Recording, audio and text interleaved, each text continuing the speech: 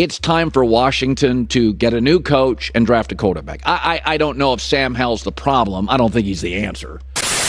What does he do? He absolutely competes his ass off and showed, I think, his teammates a lot.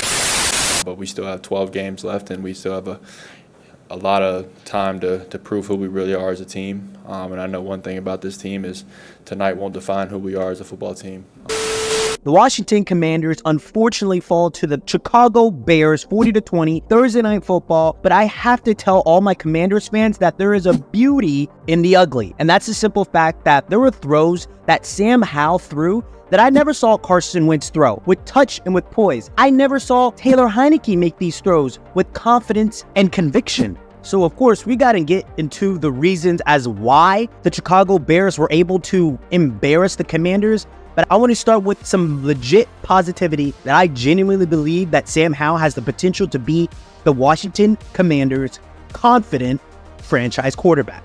Look, first things first, it's the explosive plays that the defense is giving up. It's ridiculous. I mean, this season has been littered with these defensive breakdowns. So what's going on? Jack Del Rio, you have a lot to answer for. You think to yourself, okay, Commanders, they're about to make a statement, and what happens? DJ Moore, by the way, 230 yards for the game, a career high, just slices through them for a 58-yard touchdown. That's how you set a tone, but not the one Washington was hoping for. And it's not like this was a one-off. 6 of Chicago's 11 drives had a play of 20 yards or more. Khalil Herbert's 34-yard gain set up the Bears beautifully, and Moore, again, with a 39-yard catch leading to another 6 points on the board. I don't know what's going on with Ron Rivera. I do genuinely believe once upon a time he was the more respected coaches in the National Football League. You might even call him elite at that time. But unfortunately, he's not doing what's best for this team defensively. Now, it's not all bad for the Commanders. We know that. This defense has had its moments. I've seen it before, but listen, if you're giving up these huge plays game in and game out,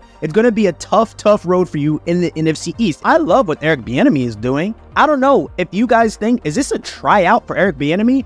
Do they get rid of Ron Rivera and have Eric Bieniemy kind of slide in as the head coach, get his coaching staff into the door? I don't know. But one thing I do know is that this is not going to keep working. And if you think that the Commanders are going to be playing like this against the Giants, against the Cowboys, against the Eagles, and you're going to be losing embarrassingly, I promise you, Ron Rivera, your days are being counted. One word, turnovers. It's simple football logic. You can't win if you're gifting the ball to the other team. And for the Commanders, those turnovers were obviously momentum killers. Sam Howell, to his credit, had what I would call a career day on paper. 73% completion rate, 388 yards. Kid was slinging it and dealing it for everybody to see.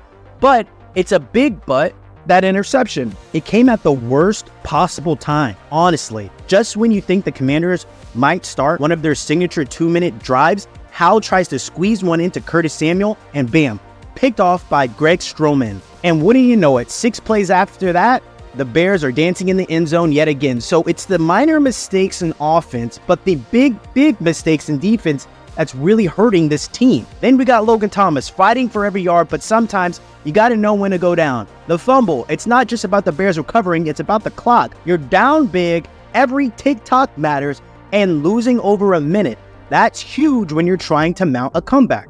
But let's flip the script. Defense, where were your turnovers? This offseason, everyone was talking about Washington needing to be more disruptive and more ball hawking. Bottom line, Washington has got to execute a lot better than what they have been doing. They've got the talent, but talent without execution is just wasted potential.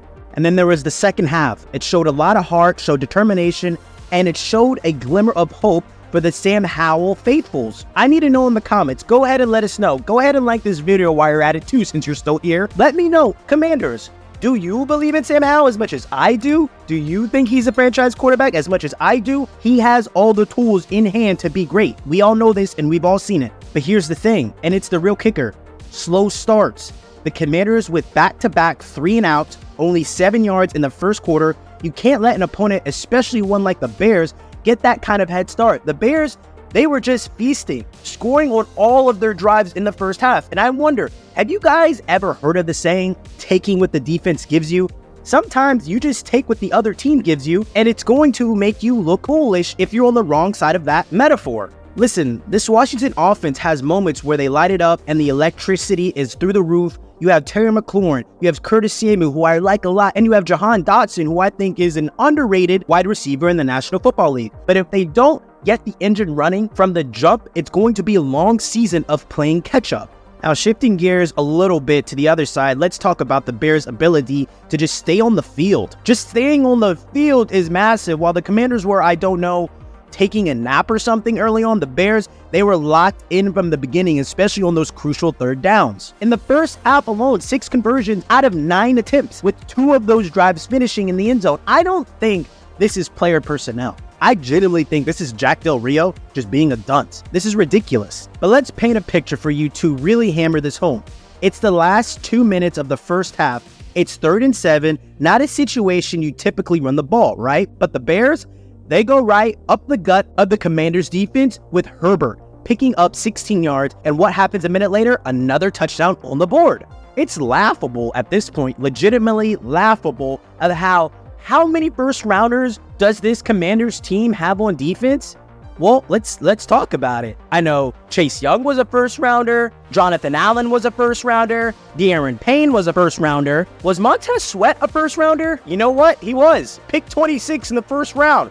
Absolutely ridiculous for you to have 4 first-rounders on your defensive line, and you're giving up 16-yard rushing plays to Khalil Herbert. It's like Jack Del Rio is betting against his own team. Look, eventually the Commanders' defense made a stop, but it's a game of momentum. Commanders need to come out of the gate quicker, faster, and more ferocious, or they're just going to keep watching their opponents light them up, game in and game out on the scoreboard. Okay, and so then post-game, Howell hits us with a bit of a perspective. 12 games. 12 games left to make things right. And while, yes, that's true, the reality is the Commanders can't afford to keep pressing the snooze button. They need to wake up now. You have the Eagles in the division. You have the Cowboys in your division.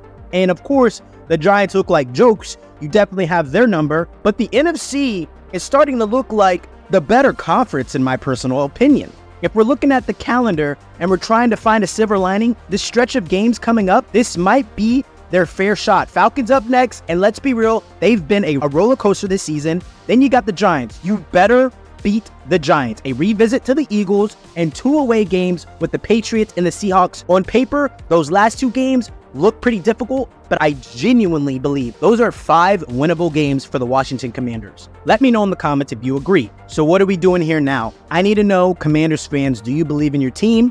Do you believe in your organization? Do you believe in your quarterback? Do you believe in your offensive line, your defensive line? I don't know. All I know is Terry Scary is one of the best wide receivers in the league, and I've been wanting him to get his for a very, very long time. And I believe Sam Howell can get him there. Do I believe in Ron Rivera? No, I do not. Do I believe in Jack Del Rio? No, I do not. I don't. They got to figure it out, though. They have to figure it out. Like, comment, and subscribe.